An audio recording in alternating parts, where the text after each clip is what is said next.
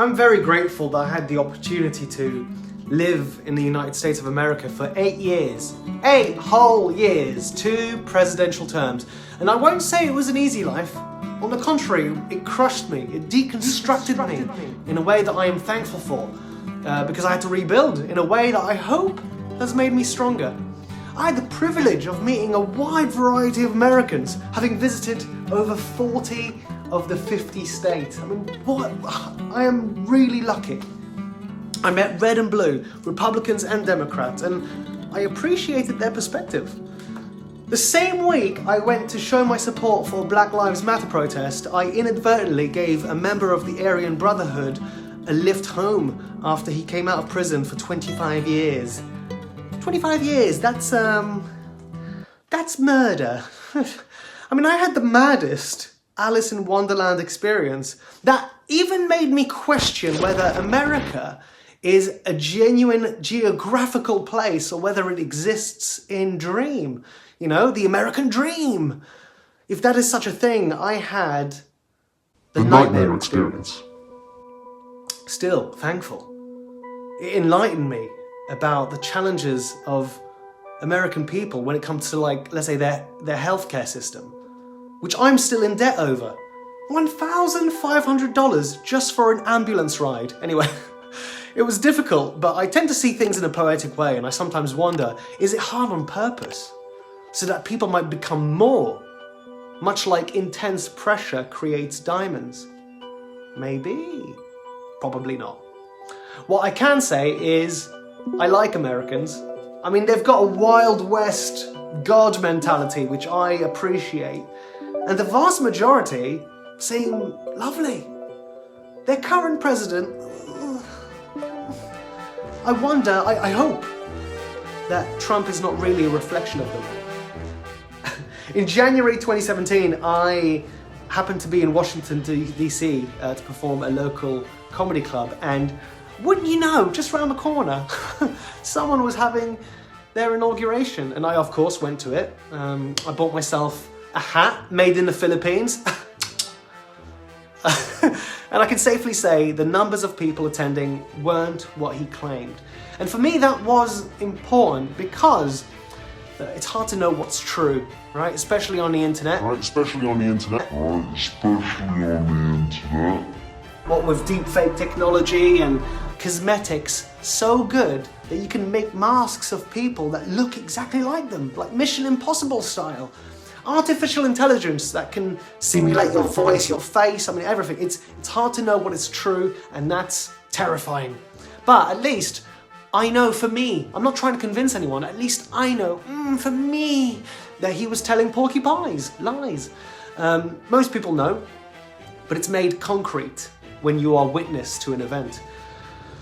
All this to say that I'm not American, but I've had more experience with the country and its people than the majority of folks that get their news about them from bite-sized clips on their rectangular obsidian prison device. Your smartphones, they're controlling you. Anyway, Trump's display in the Oval Office with President Zelensky was cruel. Now hear me out. You know, we already know that Trump mostly cares about himself and maybe some members of his family.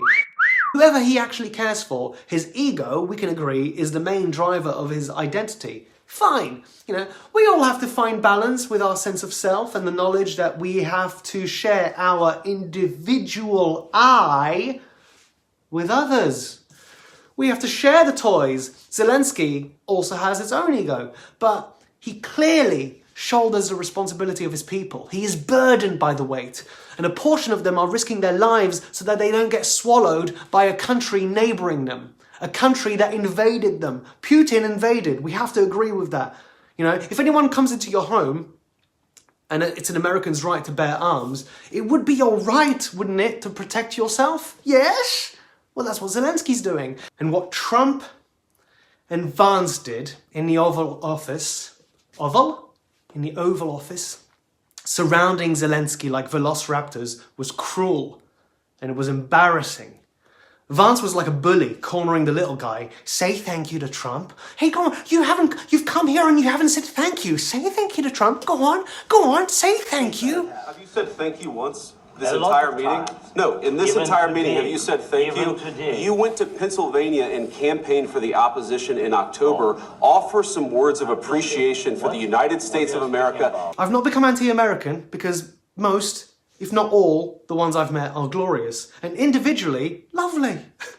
But maybe as a group, you know, your mentality changes. But I can safely say I like Americans, but oh boy, that country's administration is cruel.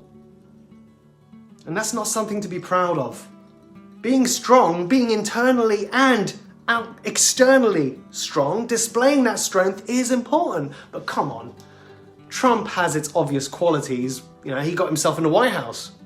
He's clearly got some con man strengths, but he's not strong. Watching him have a temper tantrum in front of the whole world was pathetic. You might say I'm having a temper tantrum right now, but not really. I control my emotions. Trump is incapable of controlling his emotions. That's not strength.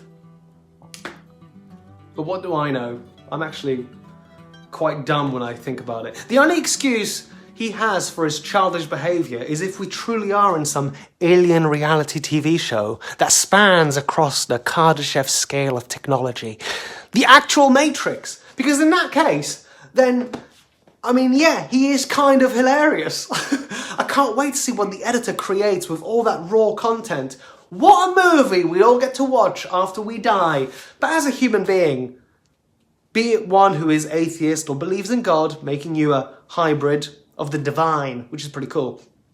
Whatever, a person, that behaviour is fucking embarrassing. Trump means fart, and that's what he's doing to the American reputation. Are you happy with that? Shitting all over it and smearing it on screen for ratings. Again, great TV. But yeah, Americans were once feared for their power and genuine desire to create a better world. Now, it's a joke. Not the people, the symbol. The eagle is being pissed on by Vladimir and Americans are letting it happen. But in a weird way, I'm grateful because this will make Europe stronger. Because it's not the US of A abandoning us, it is us abandoning the US of A, surely. Maybe I'm wrong. There's so many moving parts to a complex system that none of us can really know or see the bigger picture. I will still defend the individual American because I really like so many of you. I consider some as family, but get the fuck out of here. The country? I'd rather go my way than your 7-lane highway. America's spread itself thin. Its empire is crumbling. Containment theory is no longer a Soviet problem, it's an American one. And it's time for Europe to get its shit together. Because I don't know about you, but I am really, really tired of bullies. In the wise words of Rick and Morty, looks like he made bullying the new bullying.